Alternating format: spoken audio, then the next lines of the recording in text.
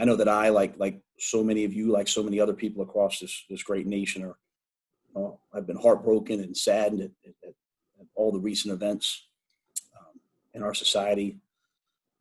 The recent deaths of George Floyd and Ahmaud Arbery and Breonna Taylor and so much more. And so, as I sit there at night and I watch the news with my kids, I have a 15-year-old, I have a 7-year-old, I have a 4-year-old about to turn 5. It's really clear to me, and I can't speak for other people. I can always only speak for me. But what's clear to me is that history will look back at where we stood in this time, and I know that my kids, when little Leona's in college, 16 years from now or whatever it is, 15 years from now, 14 years from now, they'll look back at this time and this place, and they'll want to know where their father stood and where their mother stood. Our grandkids will want to know where we stood in this time. And, that's a tremendous thing to think about. And I know what it means for me is that I can't shy away from this moment. And I don't think any of us can shy away from this moment.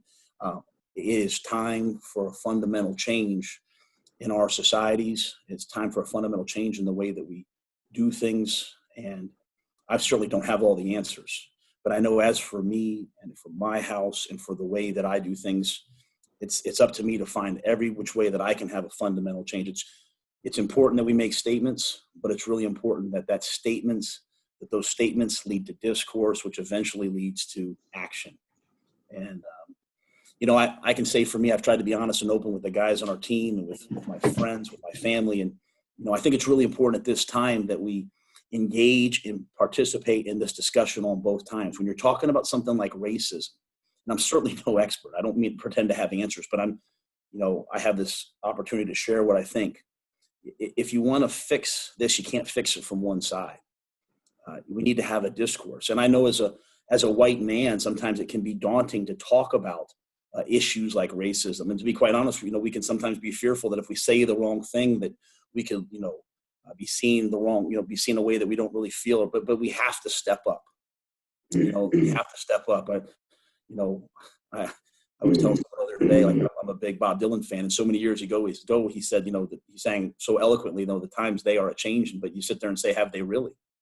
And if they haven't changed and it appears they haven't, when you turn on the news, then it's time for a change.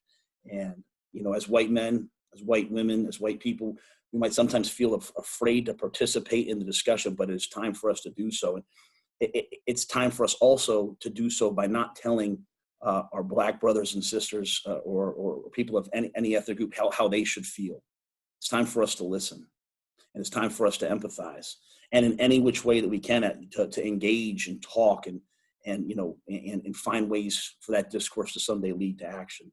I think so many of us know that like overt racism is easy to spot, and we see it, and we know that it's wrong, we know that it's hateful, and we say, hey, I don't feel that way. But what's gripping our country is systemic racism.